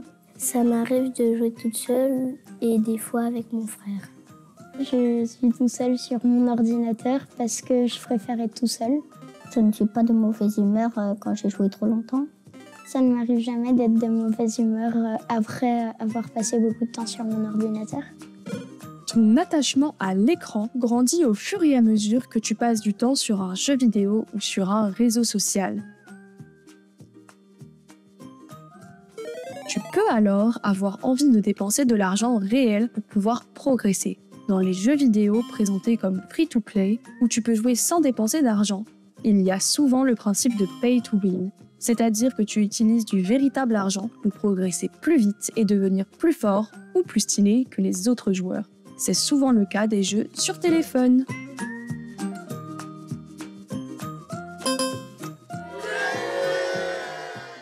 Le pay to win et les achats en ligne fonctionnent grâce à ce qu'on appelle microtransactions, qui sont l'invention des créateurs de jeux.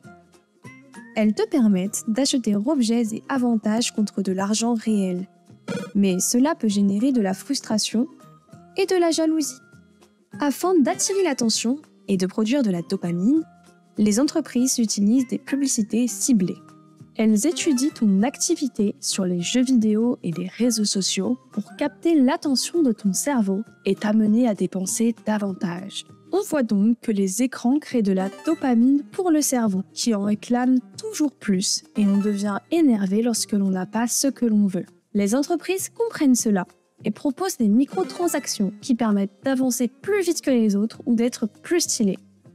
Tout ça te rend de plus en plus attaché à ton écran, au point d'en perdre la notion du temps. Après avoir fait plein d'achats et beaucoup joué, tu peux en arriver à te dire « j'ai tout dépensé ». Et toi, comment ferais-tu pour éviter de tout dépenser ?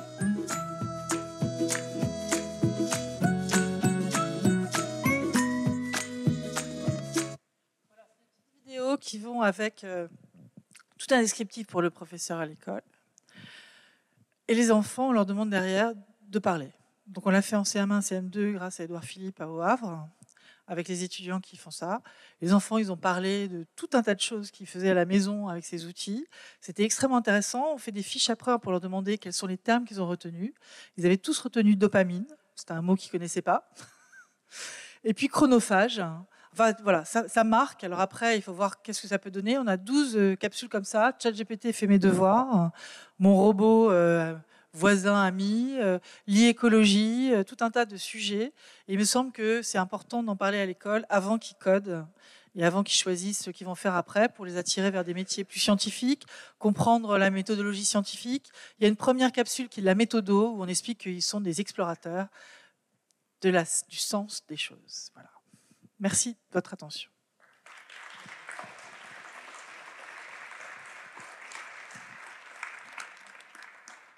Voilà, donc merci beaucoup à nouveau Laurence pour cette brillante introduction et exposé sur l'intelligence artificielle et notamment d'avoir démystifié ChatGPT. Alors je ne sais pas où ChatGPT. Je ne sais pas si vous avez des questions, des commentaires, si voilà, monsieur. Oui, merci pour tout ce que vous avez dit. Alors, ne pensez-vous pas qu'à côté de tout ça, qu'il faut apprendre, c'est fondamental. Il y a quand même un parent pauvre qui est la psychologie neurocognitive. C'est-à-dire qu'on a du mal à enseigner aux enfants, on enseigne bien comment tu marches avec ton corps, etc. Bon, comme vous avez dit, la dopamine, ils retiennent quoi. Sauf que tout ça, c'est un fonctionnement du cerveau, je dirais, qui commence un petit peu à être bien compris. Et vous avez cité Antonio Damasio, je crois qu'il faut lire son dernier livre qui s'appelle « Un nouvel état de conscience », et où il part de ça pour essayer de faire comprendre aux gens comment nous fonctionnons. Alors c'est bien d'apprendre comment fonctionne la machine, mais si à côté, nous, on est capable de comprendre comment notre cerveau fonctionne, sachant que, j'en termine, tous les psychologues disent qu'avant le geste, il y a la pensée, et qu'avant quoi qu'on fasse, c'est quand même penser à l'intérieur, ce serait peut-être pas mal, mais pardon. Hein. Non, mais vous avez raison, en fait.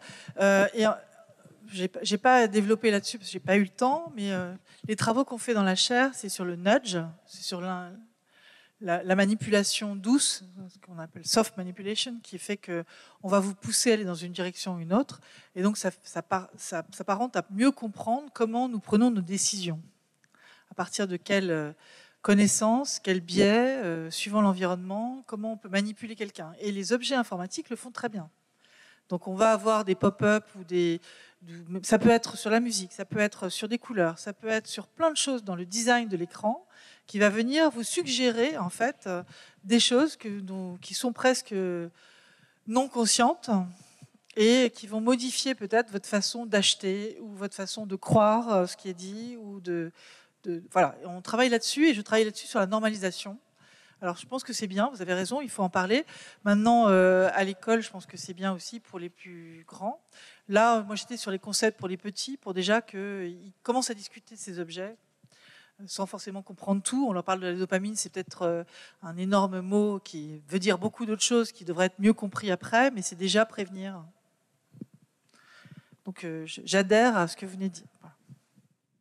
Et puis, l'autre chose, c'est que les professeurs, il faut les aider aussi à aller vers ces outils qui ne sont pas forcément faciles. Et donc, ce qu'on fait dans les capsules, c'est vraiment d'accompagner. Il n'y a que 2 pages d'écrit. C'est sur chacun des concepts qui sont derrière. En fait, on a vraiment expliqué précisément ce qu'il en est. On a même fait une capsule méthodologie pour les enseignants. Et je pense que dans la transition qu'on est en train de vivre, ce serait important que l'école s'empare de choses comme ça. Donc, en général, on intéresse beaucoup les entreprises qui nous disent « Ah, c'est super, on va faire la même chose ». Payant, mais l'école, elle, met des tas de garde-fous dans tous les sens et on ne sait pas finalement qu'est-ce que les enfants en tirent. Pour l'instant, je ne vois pas beaucoup de choses. Hein. Bonsoir, merci. Du coup, j'avais une petite question, c'est qu'aujourd'hui, vous prenez des modèles comme GPT-4 qui apprennent en temps continu sur Internet au fur et à mesure. Et vous avez beaucoup parlé de l'avenir de l'IA sur comment est-ce qu'il faut le démystifier, comment est-ce qu'il faut faire attention, les biais, etc. Mais aujourd'hui, donc, les modèles, ils ont appris sur des choses que les humains ont écrites, donc ils sont biaisés par nature.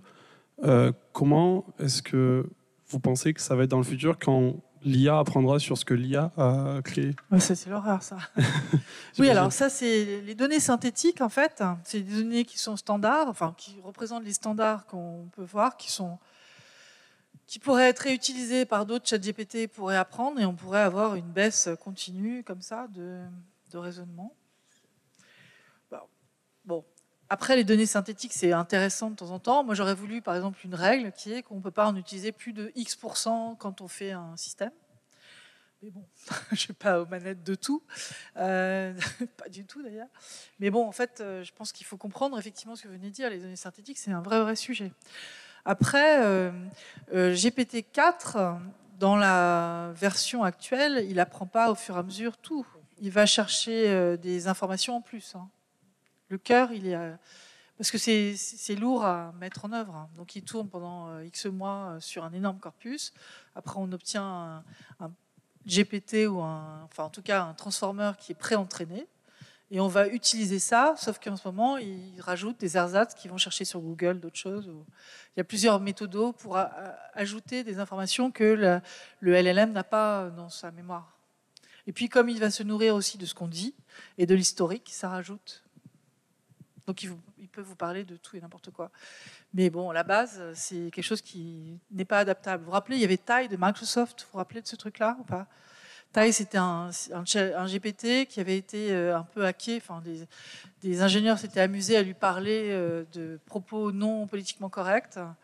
Hitler formidable, les femmes, bon, on n'en parle pas. Enfin, c'était très non correct. Et la machine, comme elle a été très soumise à ces phrases-là, elle a appris les mots et elle redisait la même chose. Au début, elle disait « je suis là pour aider les humains » et au bout de 24 heures, elle disait « vive Hitler ». Bon, tout ça parce que, en fait, à l'intérieur, il y avait ce qu'on appelle l'apprentissage par renforcement, qui a des des récompenses. Les récompenses, c'était des métriques. C'était si les gens parlent beaucoup d'un sujet, c'est un sujet intéressant, donc je le rajoute à mes connaissances. Donc voilà, il s'est mis à parler comme ça parce que c'était intrinsèquement une règle du système, en fait, qui ne vérifiait pas quelle était la teneur des propos. On aurait pu parler des poules ont des dents ou n'importe quoi, ça aurait fait la même chose. Il aurait parlé d'autre chose. Donc, il faut bien comprendre, c'est ça. Hein. C'est les données qu'on met dedans vont être extrêmement importantes sur le résultat. Et après, les statistiques sur ces données vont être très importantes. Donc, on peut faire des métriques pour essayer de mieux comprendre ce qu'on met en entrée, ce qu'on fait manger à ces systèmes. Je pense que c'est très, très urgent, en fait, de travailler sur la rationalité émergente qu'on imagine dans ces systèmes. Donc, ça, c'est l'objet d'un projet à la Sorbonne où j'essaie de trouver des gens en philosophie, en sociologie, en économie, en linguistique et en informatique pour travailler sur la rationalité dans l'interaction humaine-machine, à la fois une émergence qui arrive de la machine qu'on pense être rationnelle et nous, notre rationalité par rapport à ce que propose la machine. Parce que si demain je vais mettre toujours en doute ce que je pense et que je suis la machine, je pense qu'on va aller dans le mur. Ça va être comme vos données synthétiques dont vous venez de parler. Je vous écoute. Bonsoir madame. Puis-je poser une question naïve puisque je n'ai jamais touché un ordinateur, je ne sais pas l'ouvrir, je ne sais pas le faire fonctionner. J'ai participé, de par mon métier... C'est ça Ah, c'est ça, oui. Non, vous en avez un Je l'ai perdu, je l'ai perdu régulièrement. Ça, c'est une sorte d'ordinateur. Si on veut. Perdu aujourd'hui. J'en ai plusieurs, mais je les perds régulièrement. Et donc, j'ai participé il y a quelques années, de par mon métier, lorsqu'on a fait le comité d'éthique sur la bioéthique, et j'ai participé aux lois de bioéthique, ce qui était non pas par rapport à la machine, mais par rapport à l'être humain. Et là, je me suis aperçu, mais sur le plan pratique, en revenant avec les pieds sur terre, que parmi mes collaborateurs sur le plan de nos fonctions respectives, médico-chirurgicales, on a essayé, pour respecter la loi, où nous devons, comme vous le savez, dire la vérité en totalité, ce qui n'est pas une bonne chose à tous les patients, mais on s'est aperçu qu'on s'est évalué. On n'est pas avec la machine, on s'est évalué avec une espèce de norme que nous avions posée. Et on s'est aperçu là, et on revient sur les notions d'éthique, on s'est aperçu que nous faisions à peu près une fois ou deux fois des erreurs fondamentales lorsque nous échangions lors de la consultation avec les patients pour leur apprendre leur diagnostic ou leur traitement. Alors, je me dis, c'est particulièrement compliqué, déjà, lorsqu'on reste entre humains.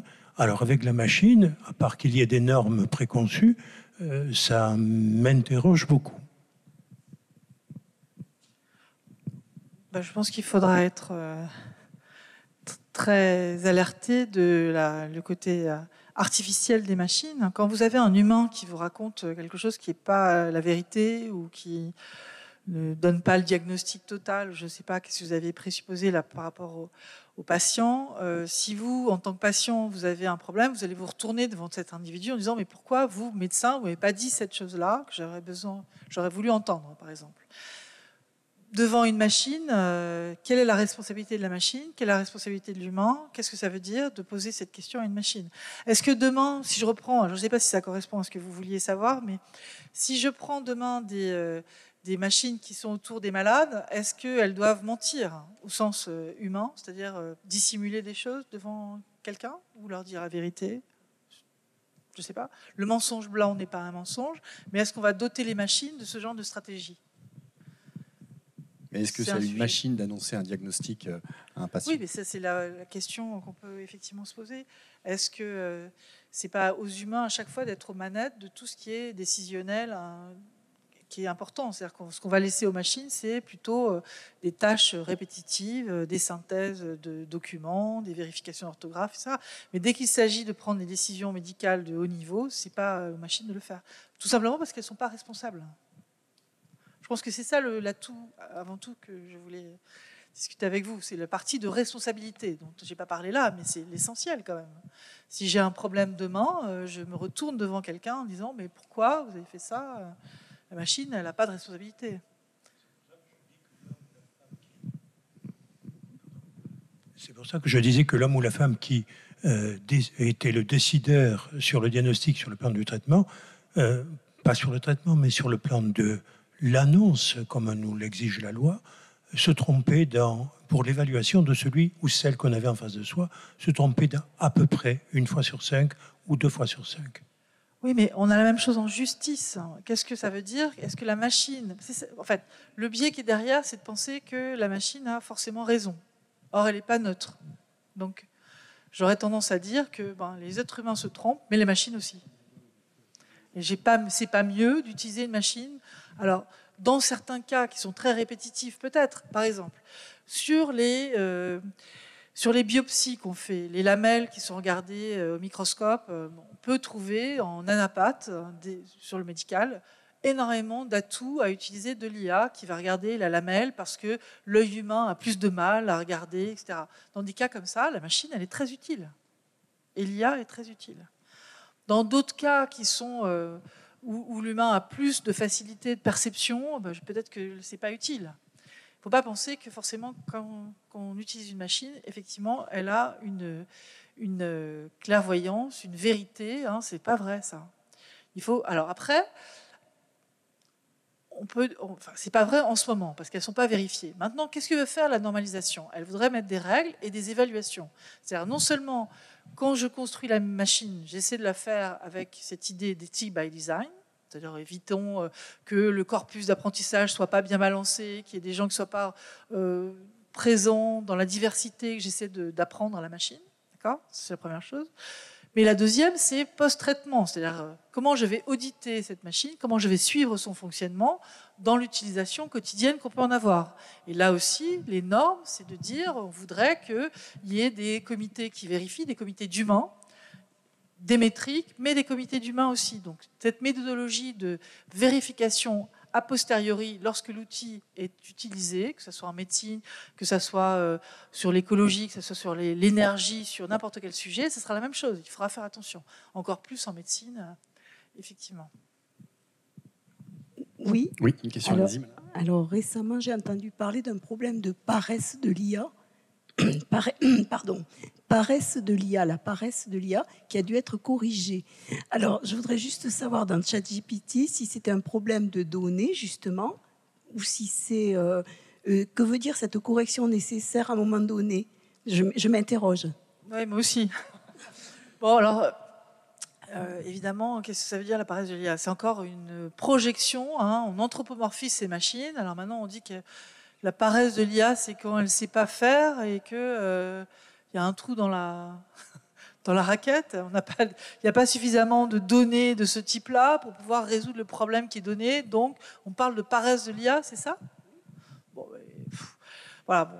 Écoutez, mes collègues qui faisaient de la robotique, à un moment donné, ils montaient des projets en disant les robots rêvent, le rêve de la machine, quoi. Qu'est-ce que ça voulait dire? Ça veut dire que la machine, elle enregistrait tout un tas de trucs et le soir, alors qu'elle n'était plus utilisée, elle mettait à jour ses systèmes. Voilà, c'est ça le rêve des machines. Bon, voilà, on anthropomorphise, on projette sur ces machines des tas de choses. On dit qu'elles ont des hallucinations, mais elles n'ont rien du tout. Elles produisent des choses, c'est nous qui jugeons que ce sont des erreurs. Et on appelait ça des hallucinations. Vous voyez, ça n'a rien de véritablement linguistiquement, c'est pas correct. Hallucination, nous, notre imaginaire nous emmène dans autre chose. Quand vous me dites la paresse de l'IA, hop, je suis partie sur un autre sujet, un sujet beaucoup plus vaste que celui que vous voulez énoncer. Donc, ce sont des dangers quand même réels de trop manipuler, d'anthropomorphiser ces machines en leur prêtant notre langage. Plus on va faire ça, plus la frontière va sembler de plus en plus fine, d'autant plus que ces machines qui embarquent de plus en plus de données ont des capacités assez fortes. Mais gardez en tête quand même qu'il y a des trucs.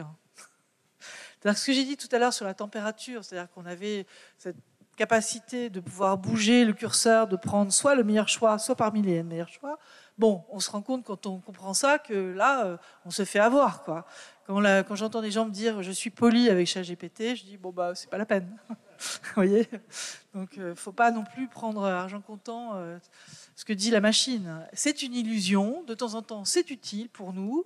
On peut le voir en psychiatrie, ça peut être utile pour des cas très particuliers.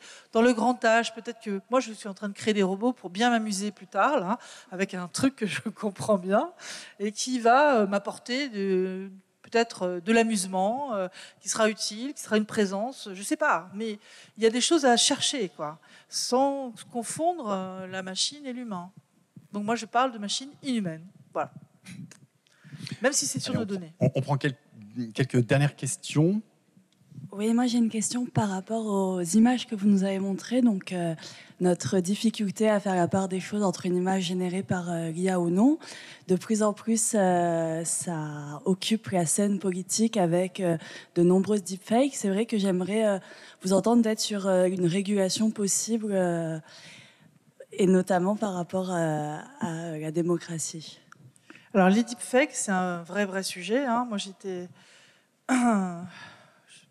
Vous avez raison. En fait, tout ce qui est tout ce qui arrive en fait par les influenceurs qui sont des faux influenceurs, c'est des IA aussi qui envoient des informations erronées, ou les vidéos qui sont complètement truquées, sont un réel problème pour la désinformation et pour l'équilibre en fait de la démocratie. On sait aussi que certains pays, la Russie en tout cas, fait essayer de propulser de l'anarchie dans nos démocraties pour essayer effectivement de déstabiliser des régimes. Donc il y a des vrais sujets géopolitiques. D'accord ? Maintenant, si je parle technologie, qu'est-ce qu'on voudrait avoir ? Eh bien, dans les deepfakes, on pourrait avoir des mécanismes. Ça, c'est forcément, il faut que les providers de ces technologies, qui sont les LLM, jouent le jeu. Hein.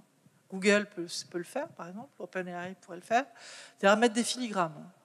C'est-à-dire Qu'est-ce que c'est qu'un filigrame ? C'est une trace invisible à l'œil nu que l'on peut détecter grâce à un logiciel externe.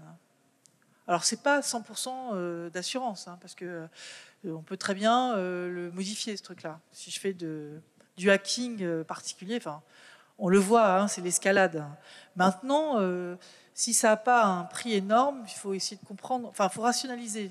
Les histoires de risque de sécurité, c'est est-ce que ça vaut le coup de brouiller les pistes, quoi, jusqu'à quel coût d'énergie nécessaire pour mettre en œuvre des logiciels compliqués, on va faire l'effort de mettre en œuvre ça, quoi. Ça a un coût à chaque fois.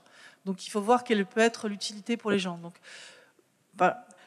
pour être plus clair, la norme RSA, par exemple, que vous connaissez, qui encrypte les données, qui permet d'échanger des comptes en banque, des données personnelles qui sont dites non cassables. On ne peut pas atteindre l'information parce qu'elle est encryptée. Ça, c'est lié à des formules mathématiques très complexes qui font que si on veut le hacker, il faut mettre un certain prix, un certain temps pour arriver à trouver la solution. D'accord ?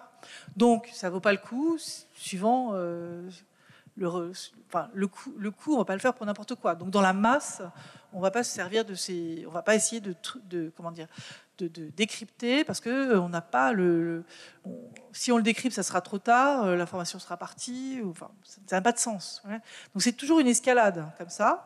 Et donc sur les deepfakes, si on trouve des watermarks qui sont suffisamment sophistiqués et qu'on peut lire, nous, avec des outils, peut-être que ça ne vaudra pas le coup pour des hackers d'aller les changer. Parce que pas d'intérêt économique, parce que pas d'intérêt... voilà. C'est comme ça qu'il faut raisonner, en fait. C'est une escalade. Donc tout peut être faillible. Il n'y a pas de 100% d'assurance que ça marche, c'est-à-dire que ça ne soit pas hacké. Mais par contre, il faut voir le coût que c'est de le hacker. Voilà. Et est-ce que c'est un intérêt pour quelqu'un ? Donc c'est toujours un rapport entre coût pour le craquer. Donc voilà, mais je pense que les filigrammes, c'est quand même une bonne idée. On va de plus en plus aller vers ce genre de choses qui peut être plus ou moins compliqué à l'intérieur. Et donc, comment on l'encrypte ? Dans l'audio, il y a des bandes de fréquences qui ne sont pas utilisées, donc on peut aller l'encrypter là. Sur la vidéo, c'est pareil, c'est des pixels, et donc on peut aller mettre ça dans un coin, et c'est invisible. Et dans le LLM, sur le texte, comme on projette en fait les tokens sur des vecteurs, on peut très bien avoir des paramètres de ces vecteurs qui sont aussi encodés avec autre chose. Le filigramme, c'est donc une information invisible à l'œil nu et qui peut être que décryptée par un logiciel en dehors qu'on pourrait avoir et qui serait mis à jour avec des stratagèmes différentes pour échapper à un quelconque pirate. Encore faut-il qu'il y trouve un gain, ce pirate, c'est ce que j'ai essayé d'expliquer, pour aller mettre en œuvre tout un tas d'outils de calcul pour essayer de traquer. D'accord ? Mais c'est un vrai sujet. Et je dirais que ces outils de ChatGPT, j'ai peut-être un peu descendu de ChatGPT, mais c'est quand même très utile parce que l'infobésité qui existe autour de nous, là, on a des données partout, là. C'est monstrueux. Donc il faut arriver à gérer ça. Donc c'est vrai que c'est utile d'avoir des outils comme ceux-là qui vont chercher à faire des synthèses sur un grand nombre d'informations présentes sur la toile. Mais c'est important de comprendre sur quoi ça travaille, donc que ça soit plus transparent. On travaille tous en recherche pour que ça soit plus explicable. Comme j'ai montré les réseaux de neurones, là, en fait, tous les fils bleus que je vous ai montrés tout à l'heure, c'est un réel par fil bleu. Donc ce sont des matrices de réels. Donc ça ne veut rien dire. Ça a beau avoir appris des choses, pour moi, ça ne dit rien. Donc comment on fait pour les rendre plus explicables? Ce sont des sujets de recherche qui avancent. C'est-à-dire qu'en fait, on met des réseaux de neurones, on met aussi d'autres approches plus explicables. Par exemple, quand on fait des arbres de décision ou des réseaux bayésiens, s'il y en a qui connaissent, on peut savoir quelles sont les règles et les variables mis en jeu, ce qu'on ne peut pas savoir dans le réseau de neurones. Mais il y a beaucoup de recherches sur ces sujets pour que ce soit plus explicable. On comprenne mieux quelles sont les règles mises en jeu. En gros, les causes, puisqu'en fait, pour n'importe quel, je sais pas, moi je prends un train qui a une panne, ok, et j'ai plein d'informations. Mon réseau me dit, ah mais la panne, elle vient de... Il y a eu une panne parce que tout l'environnement montre ça, mais d'où ça vient exactement? Quelle est la cause? J'ai besoin de retrouver la cause. Et donc ça, comment je fais pour la retrouver rapidement? C'est des sujets de recherche ici, à Toulouse aussi. Hein.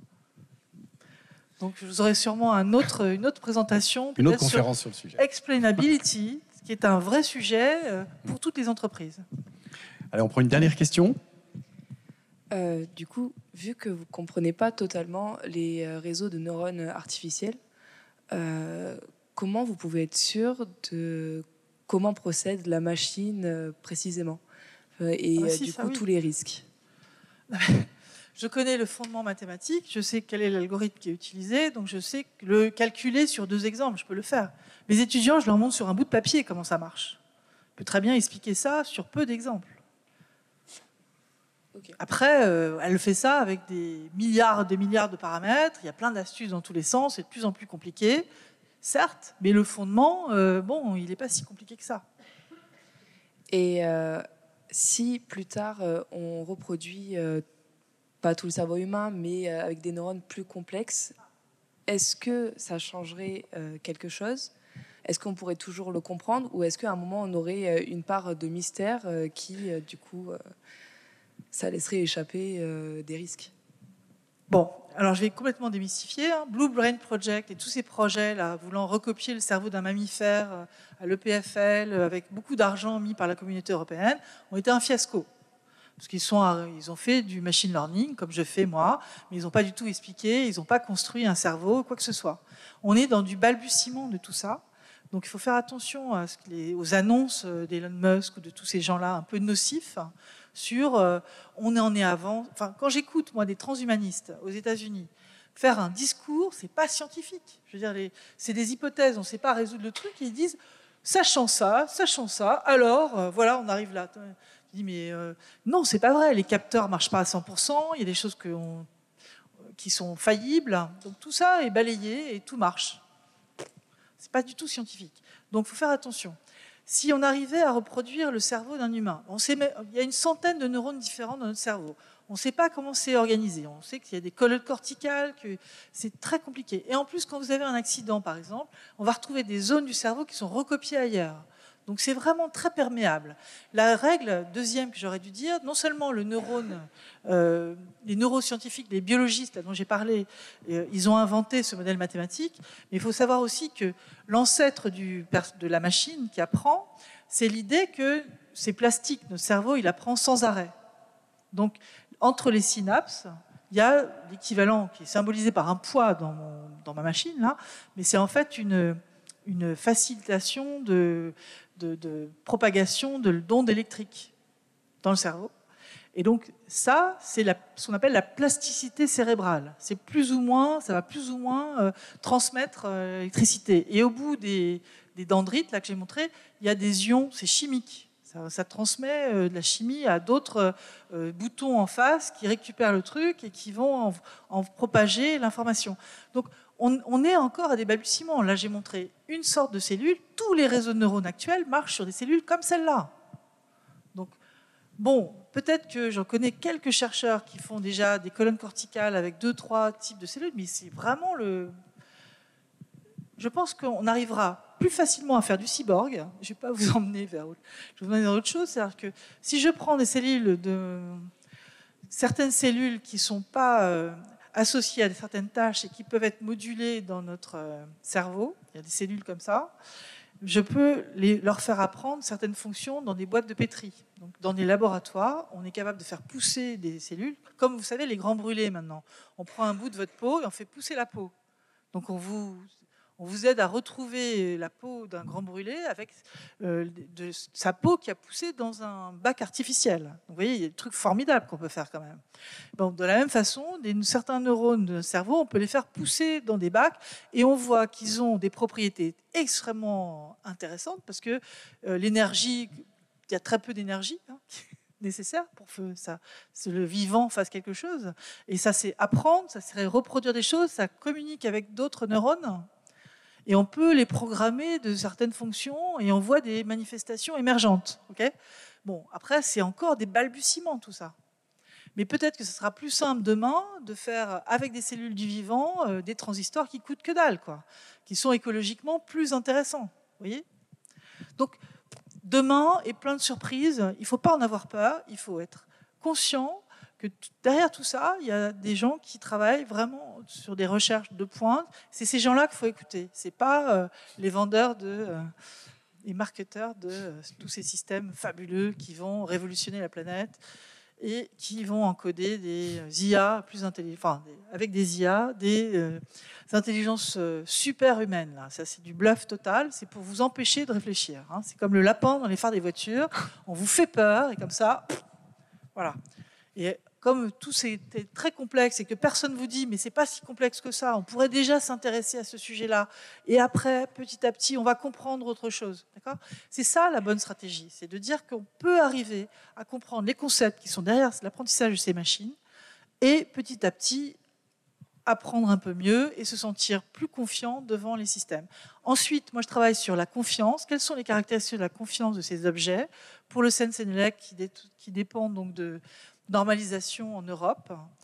Et ce sont des sujets pour lesquels il y a une guerre. C'est-à-dire que tous les industriels veulent que ça soit leur façon de faire.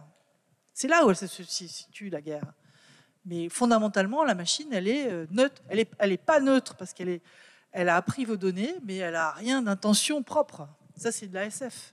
Je pense que la SF, en ce moment, elle est beaucoup trop présente dans tout notre univers, qui nous empêche finalement de réfléchir rationnellement à ce qu'on est en train de faire. Donc voilà, rassurez vos enfants, poussez-les à faire de la science. Plus on va avancer ensemble sur la compréhension de ces sujets, plus on sera fort par rapport à la crédulité qu'on essaie de nous faire avaler là, pour consommer mieux et être dépendant. Faire jouer son esprit critique, donc, face à tout ce qu'on entend. Oui. Merci beaucoup, Laurence de Villers, pour cette conférence. Merci à vous toutes et tous. Et puis, pour celles et ceux qui ne l'ont pas encore fait, je vous invite à découvrir l'exposition IA Double Jeu. Alors, pas ce soir puisque nous fermons, mais dès demain matin. Et un grand nombre des informations qui ont été proposées par Laurence de Villers, vous les retrouverez dans l'exposition et notamment un interview également de Laurence de Villers. Voilà, merci à toutes et à tous et très bonne soirée.